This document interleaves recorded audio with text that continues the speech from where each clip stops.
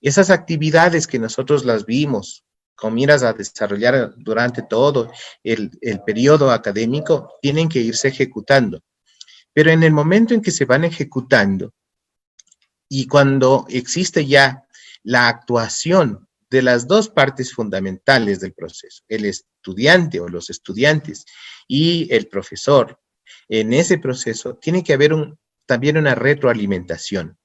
La ejecución de cualquier actividad que nosotros le planteamos al estudiante para que sea desarrollada, tiene que generar también un elemento que se llama la retroalimentación, porque eso es lo que va a alimentarlo precisamente al estudiante, con la finalidad de que luego, ya en el tema de la evaluación misma, de identificar claramente cuál es el logro del resultado de aprendizaje que se había planteado, se pueda tomar decisiones respecto a si las actividades que se plantearon fueron las más adecuadas. Si es que aquello que diseñamos en la planificación y que fue ejecutándose y luego obtenemos los resultados después del proceso de evaluación, vamos a identificar cuáles fueron los logros, pero no de un alumno, sino del conjunto de estudiantes. Entonces vamos a hacer el análisis de la información que hemos recogido, con la finalidad de que podamos tomar decisiones.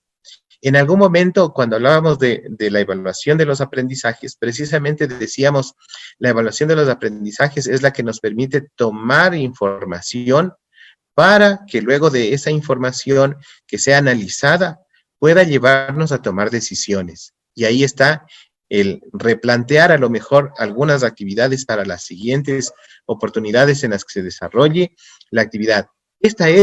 Diríamos, este es el marco en donde se desarrolla todo el proceso educativo. Y hablamos de la gestión porque en cada una intervienen los actores principales, que son el profesor y los estudiantes. Ok, Carlos, con esta pequeña presentación vamos adentrándonos un poco en el proceso de esta actividad. Nos gustaría también conocer por qué se considera importante planificar en función de resultados de aprendizaje que contribuyen al desarrollo de estas competencias. Perfecto. Como les decía, cuando vamos a generar un proceso de aprendizaje en nuestros alumnos, partimos de planificar. Entonces resulta que la planificación se convierte en un elemento fundamental, porque allí hemos diseñado todas las actividades que nos van a permitir identificar cuál es el logro que va teniendo los estudiantes en diferentes etapas, ¿no? Por eso también decimos la evaluación de los aprendizajes es formativa, es continua, porque no se refiere solamente a una actividad. Eso nos lleva entonces a verificar claramente que cuando hablamos de resultados de aprendizaje, tenemos que tenerlo claramente establecido, claramente concebido. ¿A qué nos referimos cuando hablamos de resultado de aprendizaje? Como les decía, el profesor se convierte en el capitán del barco, ¿no? Y el capitán sabe hacia dónde quiere llegar. Ese es precisamente un resultado de aprendizaje. Es identificar claramente aquello que queremos lograr en nuestros estudiantes. Pero ¿de dónde salen esos resultados de aprendizaje? No es que son sueltos, ¿no? El resultado de aprendizaje surge ¿de dónde? También del resultado de aprendizaje del perfil de egreso de la carrera. Es decir, cada una de las asignaturas aporta con algo al perfil de egreso del profesional que estamos formando en cada una de las carreras. Es decir, vamos sumando. Entonces, ahí es en donde decimos, cuando el profesor identifica claramente qué quiere lograr con los alumnos, puede llegar a determinar entonces cuáles son las actividades de aprendizaje. Generalmente, los resultados de aprendizaje se derivan de lo que consideramos como competencias. Recordemos que nuestro modelo educativo está basado en el desarrollo de competencias, ¿no? Y los resultados particulares, los resultados de aprendizaje, que pueden ser varios, que se desprendan de una competencia, son precisamente esa parte pequeña que vamos logrando para lograr el desarrollo de la competencia en los estudiantes. Hablar de de competencias, entonces significa identificar claramente algunos aspectos que se deberían desarrollar en los estudiantes. No somos una distribución de conocimientos únicamente, sino que vamos más allá, ¿no? La competencia significa precisamente haber integrado el desarrollo de conocimientos, pero también haber desarrollado habilidades, destrezas, actitudes y valores. Por eso decimos una competencia identifica 4 niveles. En los conocimientos, precisamente, es en donde vamos a lograr desarrollar el saber. ¿Cuáles son los datos? ¿Cuáles son los conceptos? ¿Cuáles son las teorías que se requieren? Porque son la base fundamental también de la formación profesional. Pero luego, cuando hablamos de las destrezas, es precisamente el saber hacer. Es decir, ¿cuáles son las habilidades que se van desarrollando en el estudiante? Voy a suponer, si yo hago un análisis de determinada situación, yo puedo hacer el análisis desde diferentes puntos de vista. Ahí están precisamente las habilidades que se van desarrollando porque se pueden ir haciendo una relación distinta de diferentes temas, de diferentes conocimientos, de diferentes contenidos. Luego también es importante el desarrollo de actitudes. Nosotros como universidad siempre decimos decide ser más, decimos decide ser positivo, decide ir para adelante, ¿no? Es decir, la actitud que tenga el estudiante, me imagino que mucho tendrá que ver con la actitud que tenga el profesor, ¿no? Si el profesor le imprime, le motiva esa actitud de querer siempre ir un poquito más allá, no solamente va a desarrollar las competencias propias de la asignatura, o los resultados de aprendizaje de la asignatura, sino que vas a saber ser, es decir, a generar otra persona, a la formación integral que precisamente dice nuestra misión universitaria. Formar integralmente al ser humano significa que no solamente entregamos contenidos, sino que también hacemos una formación integral a través de esta generación de destrezas, a través de esta identificación de actitudes, pero sobre todo también a través de estos valores. El saber estar, es decir, el saber desarrollarse, el saber establecer otro tipo de comunicación diferente, el que nos podamos entender entre las personas que trabajamos dentro de un aula. Entonces ahí es importante, fíjense que las actividades que se plantean también promuevan esto, porque no es solamente el profesor el que tiene que hablar, no es solamente o a lo mejor el estudiante el que tenga que presentar una tarea, sino que va mucho más allá de interactuar entre todos, entre profesor y estudiante, y también generar interacción entre los estudiantes. ¿Cómo lo podemos hacer? Precisamente a través de mejorar esa comunicación interpersonal, a través del desarrollo de trabajos colaborativos. Entonces, generamos todas unas competencias, ¿no? Esas competencias obviamente se van siendo más visibles a través de los resultados de aprendizaje, que son los que se van logrando en cada asignatura.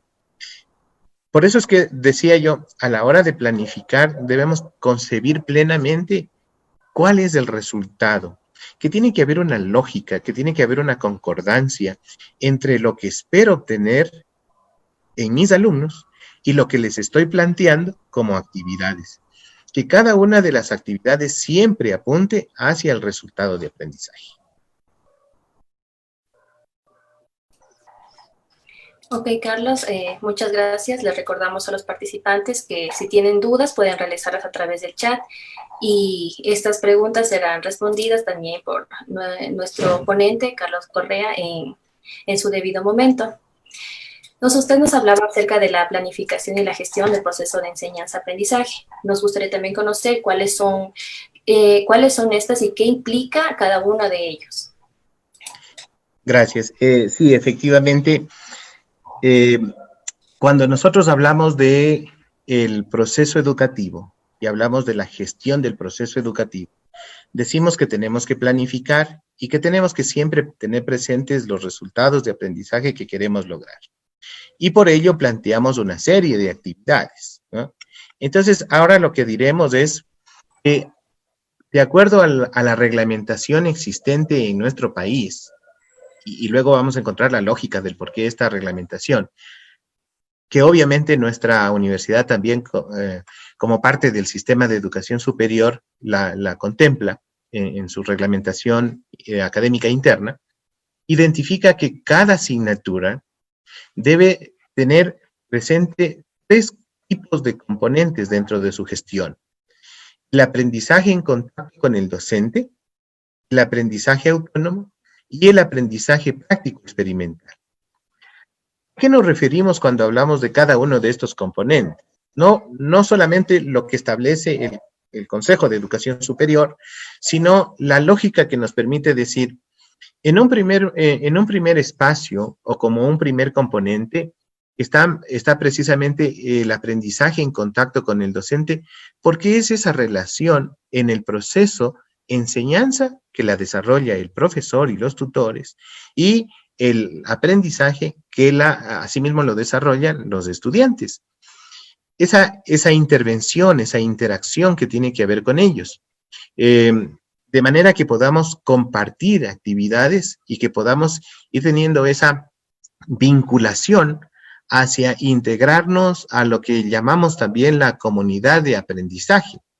Al final, una aula, independientemente de la modalidad, un aula se convierte en una comunidad de aprendizaje porque ahí existe interacción entre las partes e identifica esa interacción a través de diferentes actividades. Esto es el primer componente. Luego, el segundo componente, cuando hablamos de aprendizaje autónomo, también decimos, son aquellas actividades que el estudiante las puede desarrollar sin la intervención del profesor. Es decir, ya en un trabajo de carácter autónomo que pueda ir a descubrir un poco más. Uno de los principios de la educación a distancia, pero de la educación en general también, es esa superación del límite. Es decir, si bien es cierto, el profesor puede diseñar un material, puede establecer unos recursos, pero también es necesario que el estudiante se integre al proceso educativo a través de buscar nuevas fuentes de información.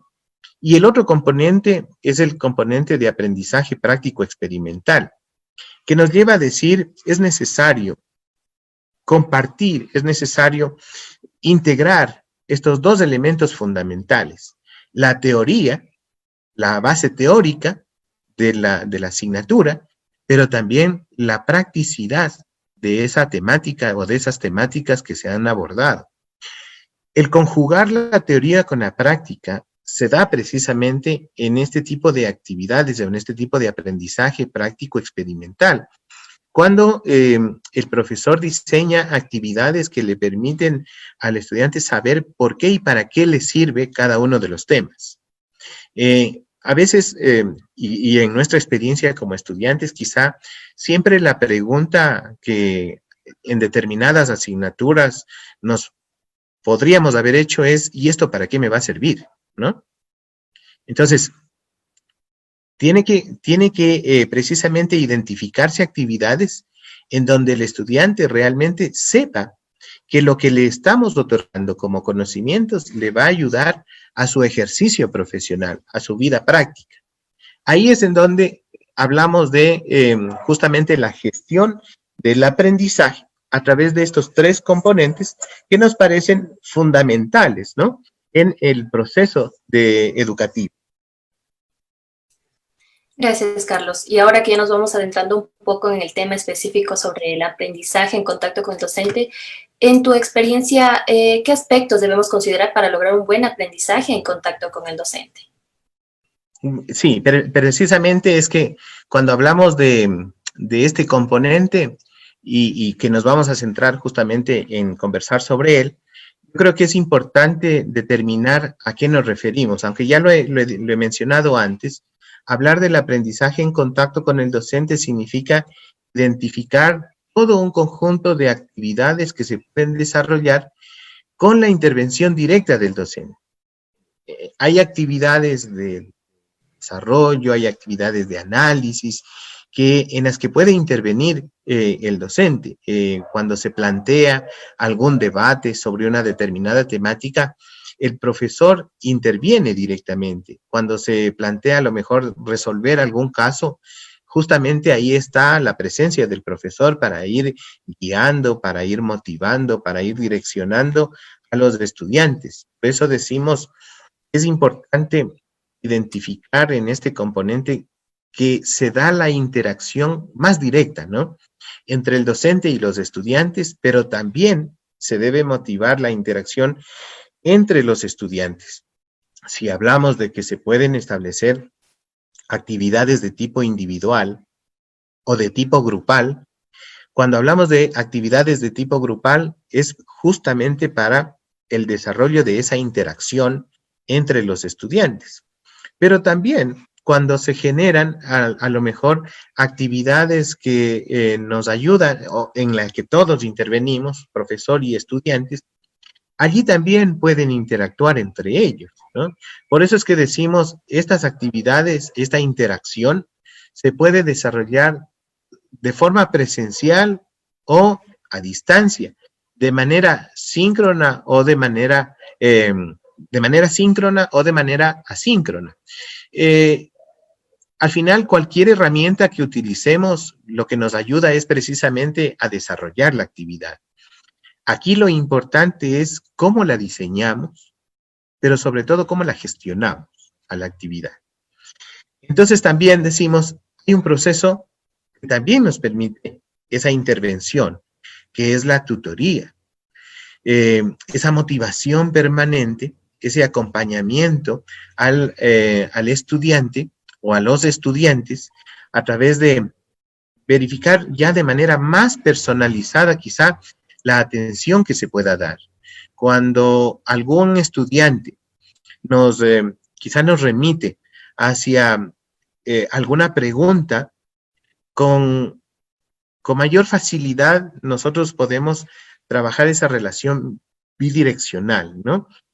Pero es importante el proceso de tutorización que se desarrolla. Por eso, hablar de aprendizaje en contacto con el docente es justamente en donde intervienen las dos partes, los dos componentes, los dos actores principales de este proceso.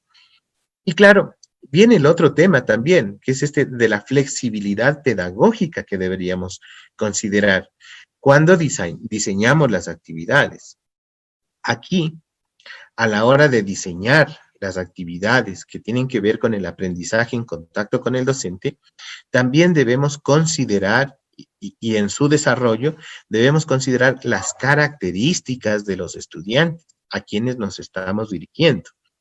¿A qué me refiero con ello? Por ejemplo, cuando establezco una actividad de tipo síncrono, síncrono nos está significando que nos encontramos en un mismo momento, aunque en diferentes espacios, como en este caso, por ejemplo, ¿no? Y entonces hablamos de que debemos considerar el diseño de las actividades con las condiciones, con las características de los estudiantes. Voy a poner un ejemplo, ¿no? Si es que voy a hacer una actividad que la desarrollo de forma síncrona, y a lo mejor les digo, esa actividad las voy a desarrollar de 9 a 10 de la mañana. A ver, si yo estuviera trabajando con alumnos cuya dedicación al estudio es a tiempo completo, pues perfecto, no hay problema, porque ellos están dedicados todo el día a estudiar. Pero cuando yo estoy planificando para estudiantes de modalidad a distancia, cuya característica es que tienen una relación laboral o que tienen alguna situación familiar que atender y que pues no está todo el tiempo disponible. Entonces, en la generalidad de los casos, obviamente, vamos a decir, de 9 a 10 de la mañana prácticamente no voy a tener asistencia de los estudiantes, porque la mayoría a lo mejor está trabajando. Claro, ahora mismo con esta emergencia sanitaria, quizá los tenemos en sus domicilios y se podrían conectar, pero la normalidad de los casos no es esta, ¿no? No siempre vamos a estar en pandemia, Dios quiera esto termine pronto, pero, y nuestros alumnos van a regresar ahora mismo en el segundo bimestre, quizá ya los estudiantes también están yendo a sus trabajos y ya no van a poder atender las actividades que a lo mejor se hayan planteado durante la jornada laboral. Entonces, a eso se refiere el aprendizaje en contacto con el docente, sobre todo a todas aquellas actividades en donde va a haber la interacción de las dos partes, de los dos actores principales. Quizá aquí no, en algunos casos, especialmente los estudiantes, tenían alguna confusión y se decía, por ejemplo, he conversado con algunos alumnos y decía, pero ¿cómo puede ser posible que ahora la universidad nos obligue a tener algunas sesiones presenciales para poder cumplir las actividades en contacto con el docente? Porque se decía que contacto es como estar físicamente ahí juntos, y no necesariamente. Nosotros nos estamos comunicando en forma síncrona, pero en diferentes lugares. Pero también podemos tener una interacción de manera asíncrona, en donde podamos igual ir desarrollando estas actividades. Entonces, Carlos, de acuerdo a lo que nos has manifestado, significa que el componente de aprendizaje en contacto con el docente no implica planificar actividades de manera física con el docente y el estudiante, pero sin embargo es necesario desarrollar una interacción a través de acciones o tareas que logren los resultados o aprendizaje. En estos casos, ¿de qué manera se puede diseñar estas actividades y cuál sería el nivel? Claro, aquí vale la pena decir cuáles son las acciones entonces que vamos a defender. Siempre nos enfocaremos en el resultado de aprendizaje o en los resultados de aprendizaje. Todas las actividades que nos llevan a trabajar en un proceso formativo tienen que ir enfocadas siempre a ese logro, es decir, hacia lo que quiero llegar con el estudiante, hacia esa meta que quiero lograr, que quiero alcanzar con el estudiante.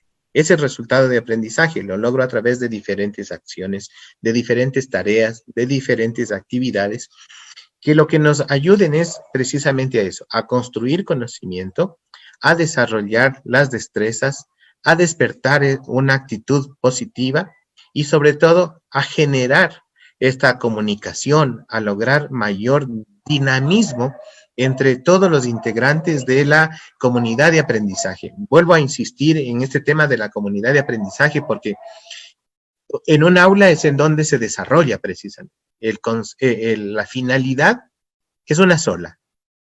Tanto para el profesor cuanto para el estudiante es lograr aquello que está planteado en la asignatura a través de los resultados. Entonces, ¿qué hacer? Bueno, o sea, no podríamos dar una fórmula exclusiva, única, para decir, estas son las actividades que se deben plantear y así lo tienen que hacer. No, porque estaríamos encasillando y la gestión del proceso educativo tiene muchas connotaciones, partiendo no solamente del diseño curricular de la carrera, partiendo de la orientación hacia dónde se va la asignatura, hacia lo que se quiere lograr, también es importante considerar cuál es la naturaleza de la asignatura.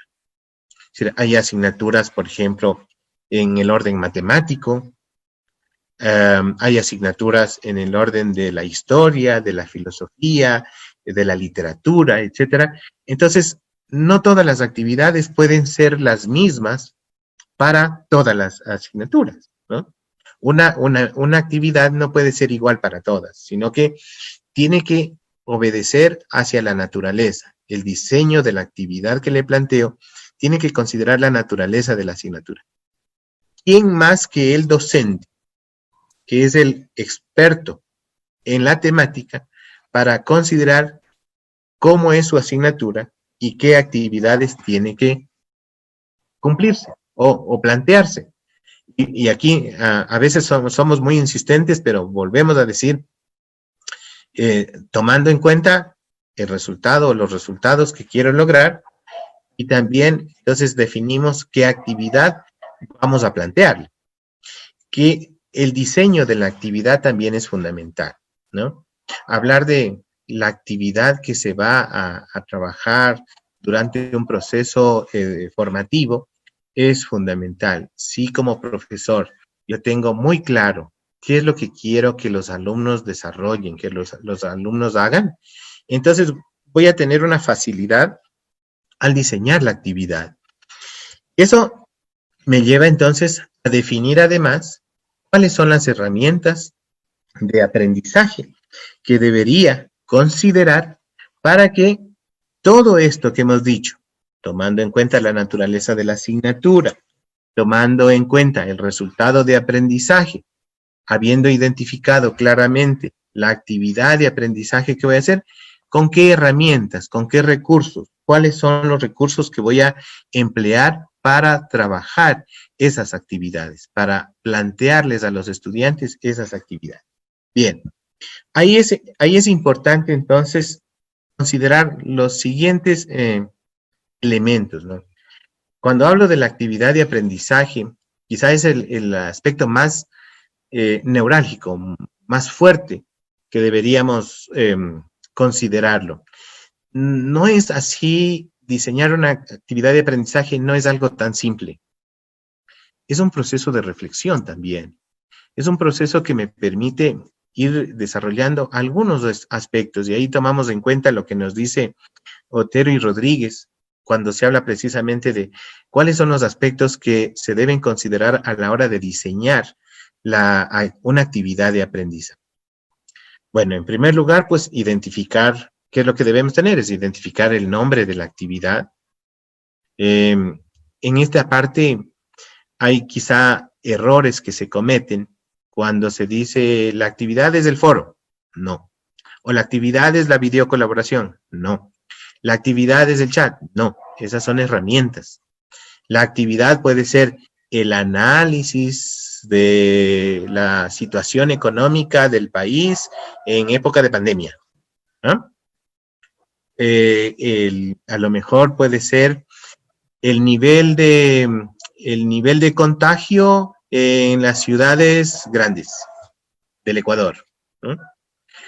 Eso es lo que quiero hacer. Por eso dice cuál es el nombre de la actividad. Y ahí sí luego viene cuál es el tipo de actividad y cuáles son los recursos. Recursos de tipo síncrono o asíncrono. Entonces, si yo quiero hacer el análisis del nivel de contagio en las poblaciones grandes del país, ¿qué voy a hacer? Voy a plantearlo a través de un debate, pero ese debate lo voy a hacer ahí sí le voy a hacer a través de un chat, o ese debate lo voy a hacer a través de un foro. Entonces estoy diciendo, estoy identificando la herramienta de tipo síncrono o de tipo asíncrona. Desde luego, ¿qué quiero lograr con ello, ¿no? Entonces, si es que yo estoy diciendo análisis de la situación económica del país en época de pandemia, a lo mejor es que estoy ubicado en una asignatura del ámbito económico, y el resultado de aprendizaje es de que el estudiante es capaz de realizar análisis sobre la situación, sobre la realidad económica de su lugar, ¿no? Ese es el resultado de aprendizaje, y con esta actividad a lo mejor ya puedo lograr alguna comprensión, algún nivel de conocimiento sobre si va haciendo un verdadero análisis económico de la realidad. Bueno, también es necesario verificar que para diseñar una actividad, ¿cuál es la situación de los alumnos? Es decir, ¿qué prerequisitos deberían tener los alumnos? ¿Qué deben conocer los alumnos antes de o para que puedan desarrollar?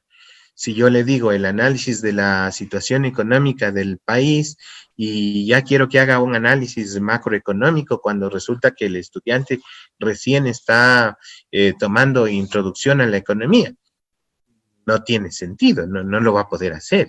Hay que tener también coherencia, ¿no?, en lo que estamos pidiendo. Por eso es también identificar cuándo la va a hacer, cuándo va a iniciar la actividad, cuándo se va a desarrollar la actividad, cuál es el tiempo que le vamos a otorgar, si es que es un trabajo individual, si es que es de carácter grupal, si en dónde la va a desarrollar, ¿no? En qué consiste, ya es una descripción de qué es lo que quiero que ellos hagan, ya les explico de mejor manera. También qué recursos son los que puede utilizar, qué recursos son los que yo le estoy diciendo que puede consultar. Y ahí viene ya también cómo se va a desarrollar esa retroalimentación. Por ejemplo, ahora mismo nosotros hemos dicho en esta actividad síncrona, ustedes vayan haciendo las preguntas y luego hay un espacio de preguntas y ahí los vamos a formular, ¿sí? Les vamos poniendo también una organización en la actividad, un sentido en la actividad. Luego vamos a decir, si es una actividad evaluada, pues ¿cómo la voy a evaluar? ¿Cómo voy a resolver? ¿Cómo voy a identificar si efectivamente el estudiante logró todo eso que nosotros nos habíamos planteado? ¿Cómo la voy a calificar a la actividad o a la intervención del estudiante? Dependiendo de todos los elementos adicionales anteriores, pues yo tendría que ver cuáles son los aspectos. Y otra cosa también importante es que junto con la retroalimentación, pero también junto con los resultados que se van obteniendo, es importante considerar las conclusiones de la actividad. ¿Sí? No solamente el hecho de que el alumno tenga una calificación o que de pronto tenga alguna opinión sobre el tema, sino también que nos lleve luego a nosotros como docentes, como profesores, a ver, en esa actividad que he planteado, ¿cuáles han sido los resultados obtenidos por los estudiantes? Y si efectivamente se desarrolló de acuerdo a lo que nosotros habíamos diseñado.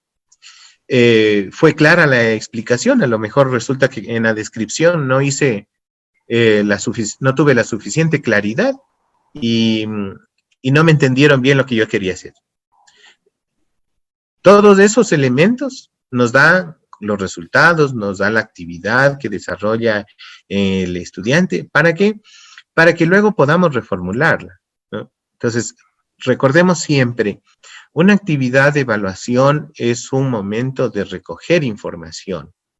Una información que viene en desde la fuente que es el estudiante y que tiene dos direcciones.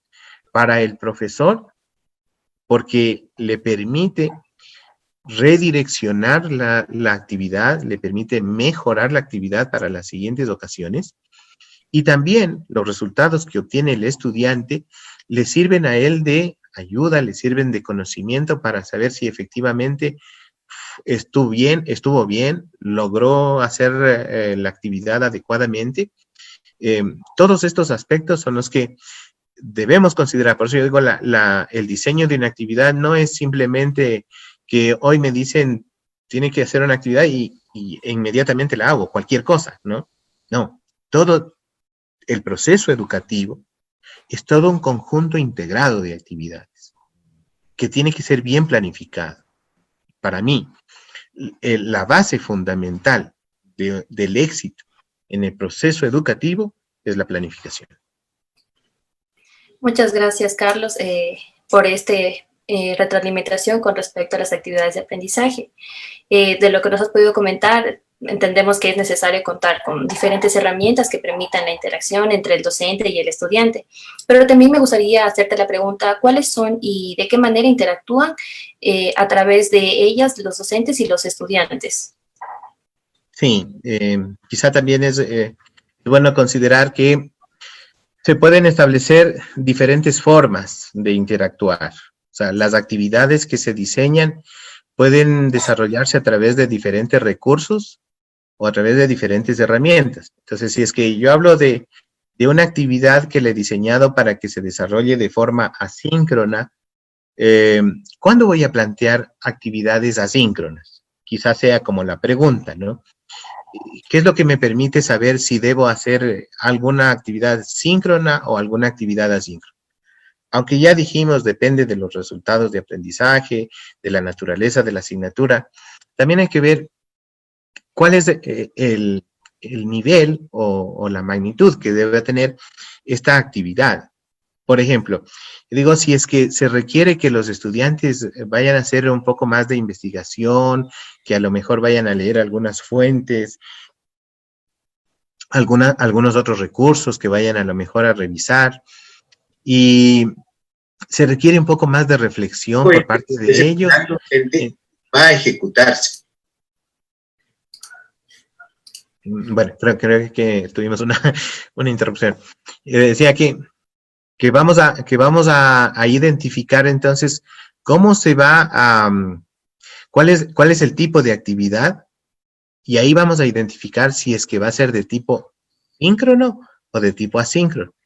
Entonces, el foro, yo lo puedo utilizar como una herramienta que es de tipo asíncrono, cuando la actividad requiere un poco más de reflexión, a lo mejor un poco de investigación, para que los criterios, los comentarios que a lo mejor emitan los estudiantes, los aportes que tengan los estudiantes sobre la temática abordada en la actividad, tengan una construcción un poco más amplia, ¿no?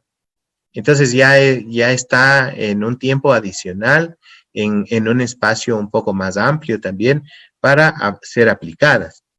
Pero si es que hablamos de actividades que también yo requiera conocer, vamos a decir, la habilidad de los estudiantes para responder inmediatamente a algún requerimiento.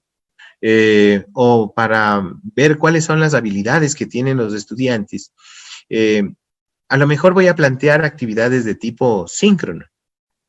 Si es que yo necesito no solamente que escriba el estudiante, sino también necesito escucharlo, necesito ver cómo participa, cómo actúa.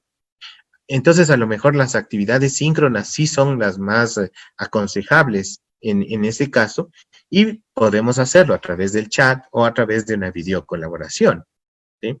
Es importante que se considere que las actividades no es ponerlas en las herramientas por ponerlas. Si obedecen a un diseño, si obedecen a algo que yo quiero lograr, entonces voy pensando también en qué herramientas son las mejores, las más utilizadas. Ahora, claro, yo tengo que evaluar esas actividades, si es que se trata de actividades evaluadas, ¿no? Yo tengo que calificarlas.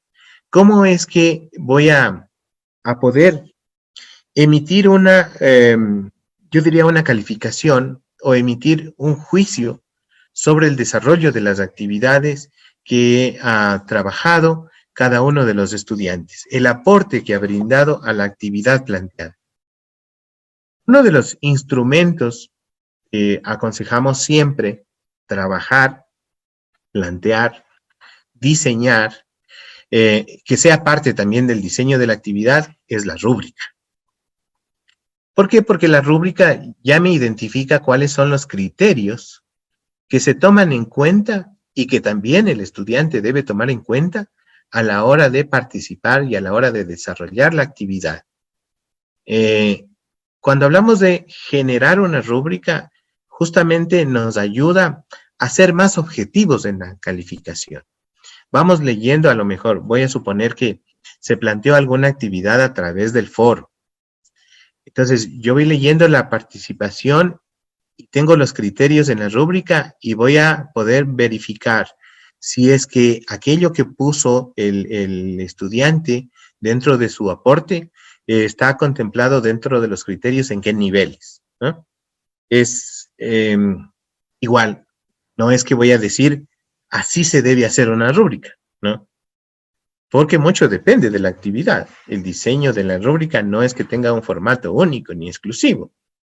Todo depende de qué es lo que estoy planteándole como actividad y también cuáles son los criterios que estoy considerando a la hora de desarrollar la actividad y a la hora de calificar. Entonces, miren, por ejemplo, ¿qué es lo que decimos aquí? Vamos a tener una escala y decimos 4 será lo máximo. Eso identifico yo, cuáles son los rubros que voy a plantear. A lo mejor 3, 2, 1, son 4 criterios. Luego estamos hablando de cuáles son las dimensiones, qué aspectos voy a evaluar. Entonces lo que hacemos es identificar para cada uno de los momentos, para cada uno de los momentos o para cada uno de los criterios, ¿qué voy a hacer? Miren, aquí hay un ejemplo de una rúbrica para ser utilizada para calificar un trabajo de ensayo, para trabajar un ensayo. Entonces, una de las dimensiones, uno de los criterios que se está identificando es el lenguaje. Dice el uso de la normativa APA y la ortografía. Y entonces vamos diciendo, el cumplimiento pertinente tiene estas características. El cumplimiento básico tiene estas características, superficial estas, y no se cumplió. Entonces ya me es más fácil, si cabe el término fácil, me es más fácil llegar a calificar la intervención, pero sobre todo también eliminar la subjetividad que puede generar cualquier lectura, cualquier criterio que el profesor o el estado de ánimo que inclusive el profesor tenga al momento de evaluar la actividad. Les agradecemos a todos los participantes por interactuar con nosotros, por hacer sus preguntas respecto a esta temática y bueno, los incentivamos también a estar pendientes de las siguientes temáticas y actividades que tendremos gracias al Instituto de Investigación y Pedagogía para la Educación a Distancia. Eso y tal vez algunas palabras de agradecimiento, Carlos, antes de... Pues sí, agradecer a todos los participantes en este webinar, agradecer también a ustedes como organizadores y también invitarlos, ¿no?, a esta serie de webinars que hemos desarrollado, que estamos desarrollando como Instituto de Investigación y Pedagogía para la Educación a Distancia. Esperamos que haya sido de su agrado y muchas gracias. Buenas tardes, Carlos. Gracias por su participación. Gracias también.